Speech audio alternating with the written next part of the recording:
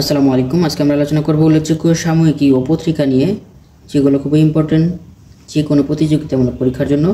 তাই ভিডিওটি বারবার দেখতে থাকুন, চ্যানেলটি সাবস্ক্রাইব করে সাথে থাকবেন। যারা ভিডিওটি ফেসবুক পেজ থেকে দেখছেন অবশ্যই ফেসবুক পেজটি ফলো দিয়ে সাথে থাকুন। চলুন শুরু করি। দি বেঙ্গল গেজেট। দি বেঙ্গল গেজেট কলকাতা থেকে প্রকাশিত ভারতের প্রথম সংবাদপত্র।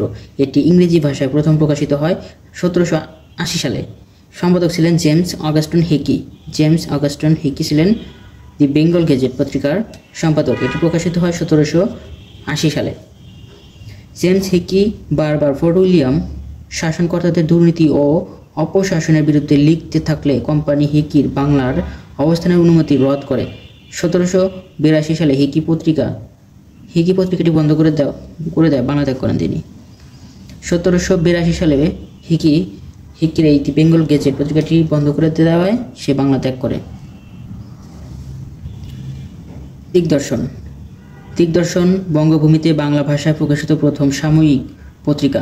শ্রীরামপুর ব্যাপটিস্ট মিশন কর্তৃক প্রকাশিত এবং বিখ্যাত খ্রিস্টান ধর্মপ্রচারক জোশুয়া মার্সম্যানের পুত্র জন ক্লার্ক মার্সম্যান কর্তৃক পত্রিকাটি সম্পাদিত হয়। এটি ছিল মাসিক পত্রিকা। দিগদর্শনের প্রথম সংখ্যায় 1818 সালে এপ্রিল মাসে প্রকাশিত হয়।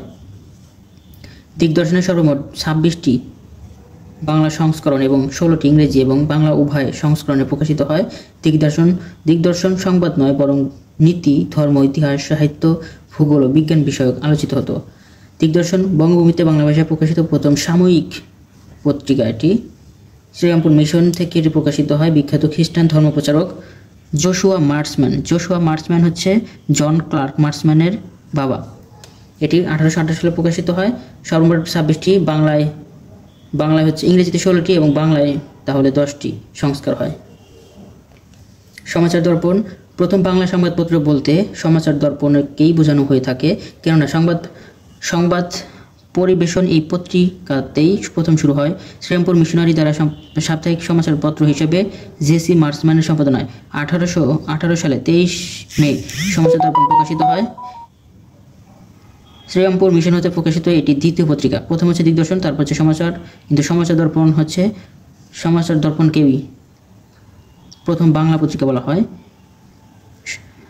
একই ব্যক্তির সম্পাদনায়, মানে জন ক্লার্ক মার্সম্যানের সম্পাদনায় দিগদর্শন মাসিক পত্রিকা প্রকাশিত হয়েছিল। সমাচার দর্পণ প্রতি শনিবার প্রকাশিত হয়। সমাচার দর্পণ এটি প্রতি শনিবার প্রকাশিত হতো। 22 বছরের অধিক সময় ধরেই পত্রিকাটি প্রকাশিত হয়। বঙ্গদর্শন একটি মাসিক সাহিত্য পত্রিকা। 1872 সালে বঙ্কিমচন্দ্র চট্টোপাধ্যায় কর্তৃক এটি প্রকাশিত হয়।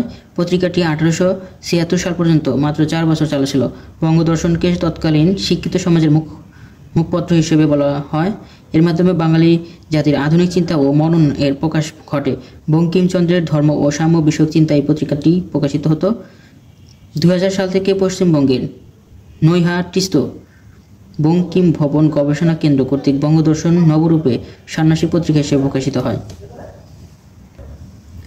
সবুজপত্র প্রমোদ চৌধুরীর সম্পাদনায় সাময়িকী প্রথম প্রকাশিত হয় 1321 বঙ্গাব্দে, অর্থাৎ 1914 সালে 25শে বৈশাখে।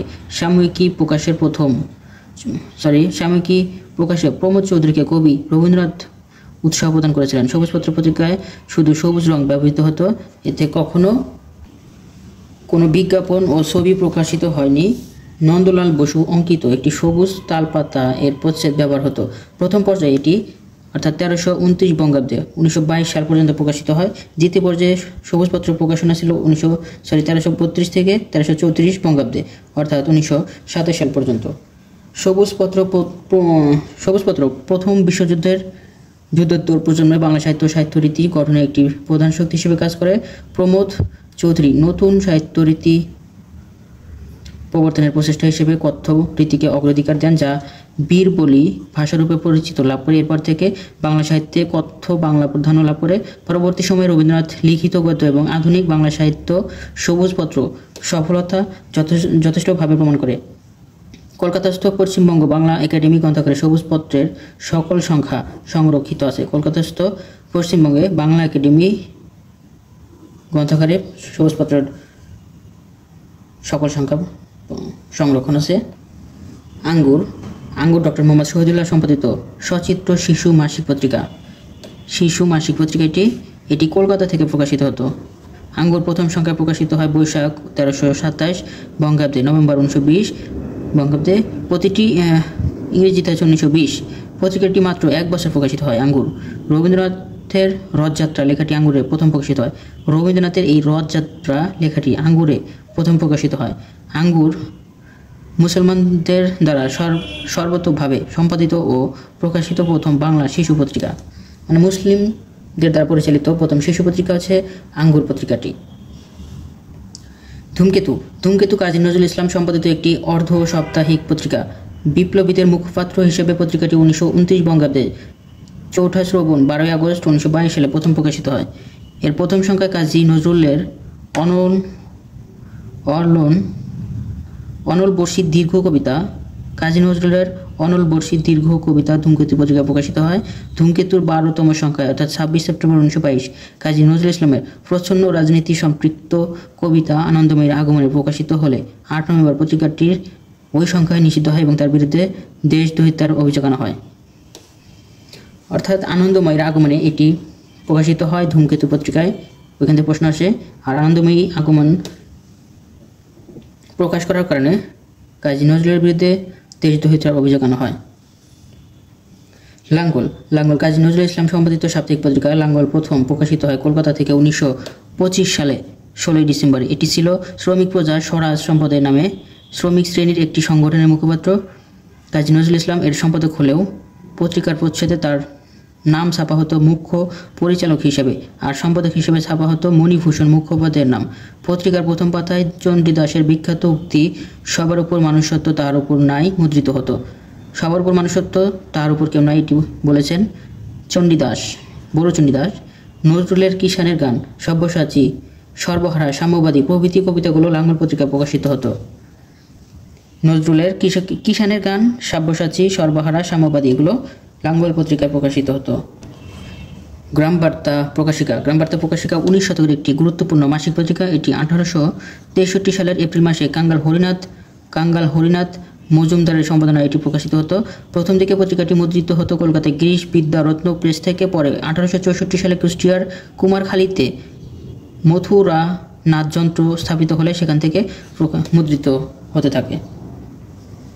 বঙ্গীয় মুসলমান সাহিত্য সমিতি 1895 সালে বঙ্গীয় সাহিত্য পরিষদ গঠিত হয়। 1895 সালে বঙ্গীয় সাহিত্য পরিষদ গঠিত হয়, তবে এই সমিতিতে মুসলমান কবি সাহিত্যিকদের গুরুত্ব উপেক্ষিত হওয়ায় কয়েকজন মুসলমান সাহিত্যিক মিলে 1911 সালে প্রতিষ্ঠা করেন বঙ্গীয় মুসলমান সাহিত্য সমিতি। সমিতির মুখপাত্র ছিলেন বঙ্গীয় মুসলমান সাহিত্য পত্রিকা।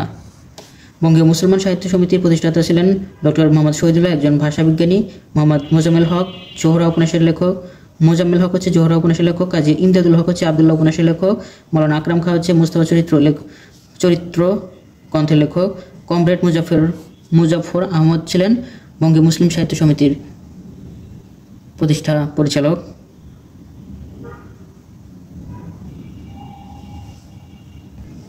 ঢাকা মুসলিম সাহিত্য সমাজ 1926 খ্রিস্টাব্দে 19 জানুয়ারি ঢাকায় প্রতিষ্ঠিত হয়। এই সংগঠনের মাধ্যমে বুদ্ধির মুক্তি আন্দোলনের সূত্রপাত হয়। এই সংগঠনের মুখপাত্র ছিল শিক্ষা পত্রিকা।